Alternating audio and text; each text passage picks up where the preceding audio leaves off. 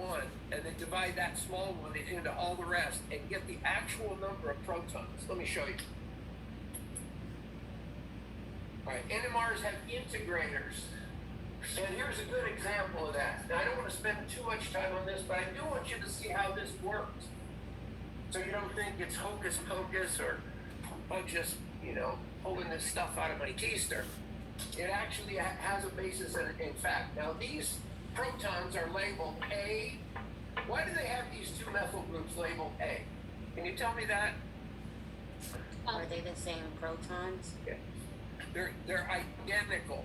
They call them identical protons. And that means, to you guys, equivalent protons. It means they're chemically, electronically, and magnetically equivalent. So they're really equivalent. The instrument can't tell the difference between these three and these three. They all appear as one energy blob, as one energy object. Right, so there's A. Here's another methyl group. That's B. It's a methyl ketone. So you'd expect it to be just above 2, and it is. C is this methylene group. It's between the C double bond O and this COH over here. So we'd expect C to be way the hell downfield, and it is. It's between 2 and 3. And finally, they actually can measure this H on O. They actually get a signal for D. Now, you can see by looking at this figure, you guys see why I told you have to look at a figure and then sketch, and then go to the, sketch the NMR or go to the NMR. That's how you learn what's going on. Then when you get just the NMR part, you can reason backwards that way pretty easily. But you have to do this first. All right, integrators. So what we're concerned with is how to use these integration lines to figure out how many protons are at A, B, C, and D. Well, we can see here, D is only one proton. So we would measure that height. And we can use these spaces, these lines right here. That's what they're doing. They're using this line and this line, these horizontal lines. And they're saying that D is about half of the distance between these two horizontal lines. So they're calling it 0.5. And that's pretty close to, that's pretty good. So for D, we would take 0.5 divided by 0.5. 1. Now let's look over here to C. C is 1.5. So C equals 1.5 over 0.5. That comes up to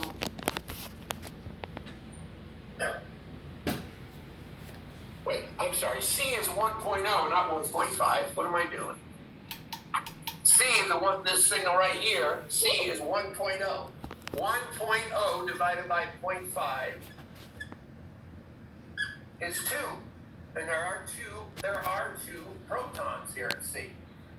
All right, D, 1.5. So B is 1.5. B, right here, 1.5.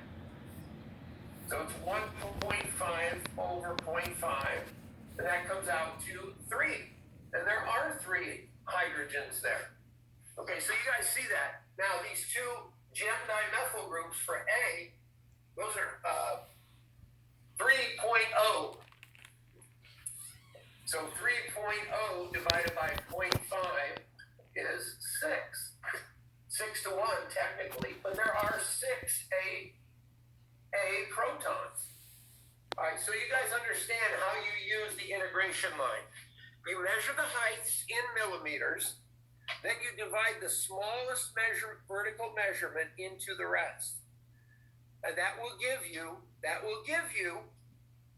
the approximate whole number ratio of hydrogens, the actual number of hydrogens, assuming the smallest one is 1 proton. And usually that assumption is true. Usually that is true. Not always, but usually. So you guys can get the ratio of protons, and there are questions on the exam that'll ask this. So you have to understand what I just said to get those questions correct. All right, here is a multiplicity. They're telling you why the splitting patterns happen. More important, the spaces. The spaces between these peaklets on this triplet are exactly the same as the space between these two peaklets on the doublet. We call that the coupling constant. It's abbreviated by the capital J. So JAB, so JAB, that's coupling constant for A splitting B, is equal to JBA, B splitting A, and that should be on this one around 7 point something. Or it's like 6.9.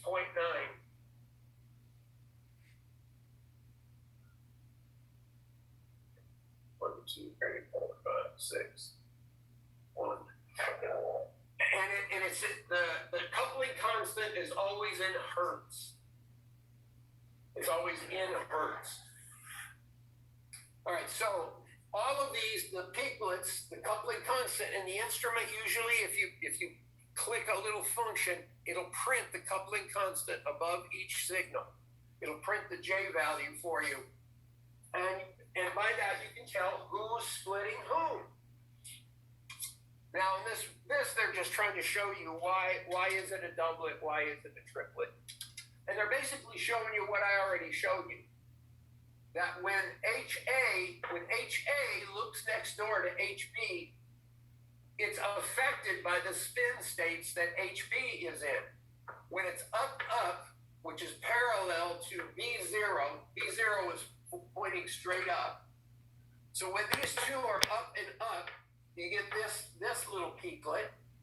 When it's up, or up, down, two combinations of one up, one down, it's this middle peaklet. And when they're both opposed to B0, they're both down and B0 is up, you get this third peaklet, which is the furthest upfield. Okay, so that's the reason why you get a triplet. You can see already that the middle peak would be bigger because there are two different combinations contributing to it. All right, let's look at ethelbenzene. I want to wind this up pretty quickly because we have to go to carbon 13. I had to tell you about those because the first 5 questions are carbon 13. All right, here's a classic, guys. What did I tell you CH2, CH3 would give you?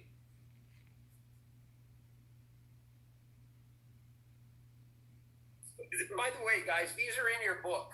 If you look in chapter 13, all of these are in your book. I'm going by the book here. So if you can't see them, open your book up to chapter 13, find this spectrum, find this NMR spectrum, and you can look at it and see it in great detail.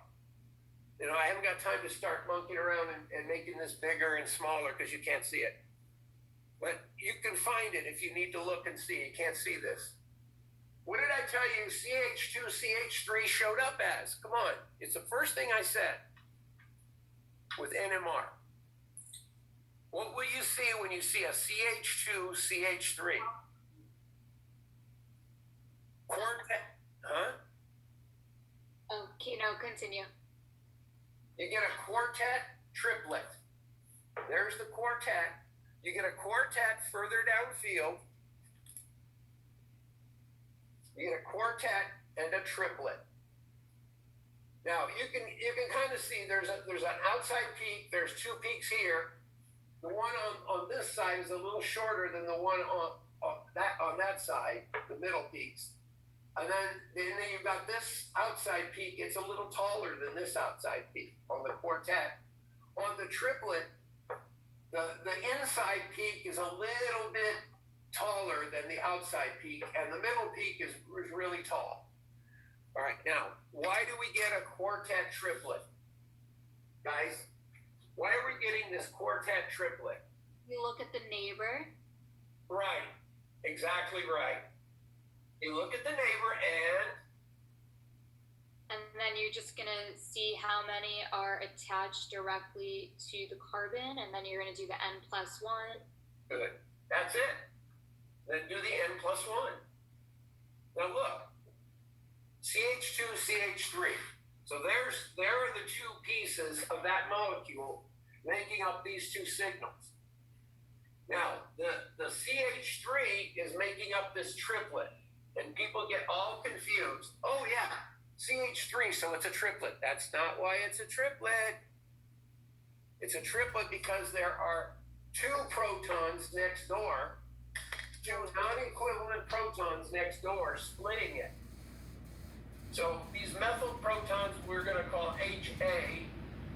These two methylene protons we'll call HB. HA and HB are non-equivalent protons. They would show up in a different place on the delta, on the x-axis, and they do. One's showing up a little bit above 1, the other one's showing up at like 2.7. All right? The reason why HA is a triplet is because there are two HBs next door splitting it. 2 plus 1 gives you triplet. That's why that's a triplet. Everybody clear on that? Yes. Yes. Yes. All right? Now, why is HB, which is here, this quartet, why is it's only got 2 hydrogens, but yet this is a quartet? How come? If you look to the right, the carbon on the right is attached to 3. 3 plus 1 is 4. Excellent answer. That's the answer. That's as simple as you can answer, and that's perfect. The splitting pattern, the multiplicity it's called, is determined by how many protons are next door snooping in on these protons. They're so concerned with what's going on next door, it actually splits them. So I think what's confusing for some people probably is that they're looking at what's directly attached on it, but not next to it. yeah, That's probably what confuses people. yeah. And you got to look next door. Remember the multiplicity or the splitting pattern, the singlet, the doublet, quartet, triplet, quintet, whatever it is, it gets split into n+1 peaklets by n protons next door. All right, so you guys, can everybody see why we have going downfield, we have triplet, quartet, and then we have a big multiplet here between 7 and 8. The big multiplet here between 7 and 8 is what? All these aromatic protons. The triplet and the quartet is the CH3, CH2 attached to the ring. Everybody clear? Now, look at the integration line.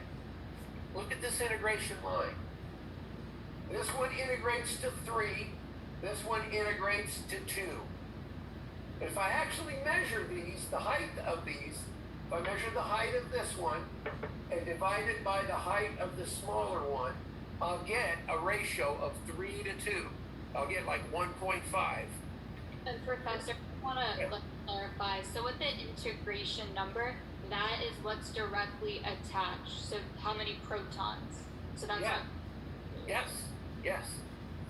It's showing an integration line here, and it's got a 3 by it. That means there are 3 protons contributing to this triplet. And then this one over here has an integration line. This quartet has an integration line here that's got a 2 by it. That means there are 2 protons contributing to this quartet. That's what it means exactly. Thanks. Yeah, good. Now, this thing is a mess. If this is a multiplet, it's not very well resolved.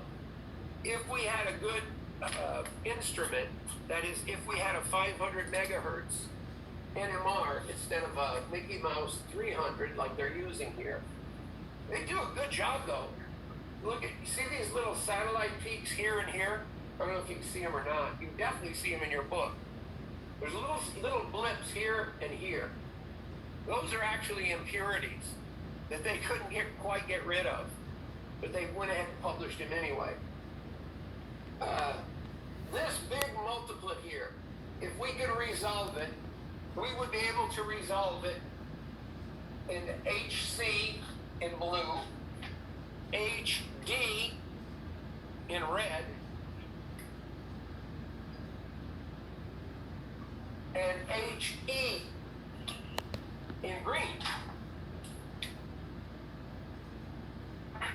Okay, all the ortho, the meta, and the para, proton or protons, would come up as 3 separate signals between 7 and 8.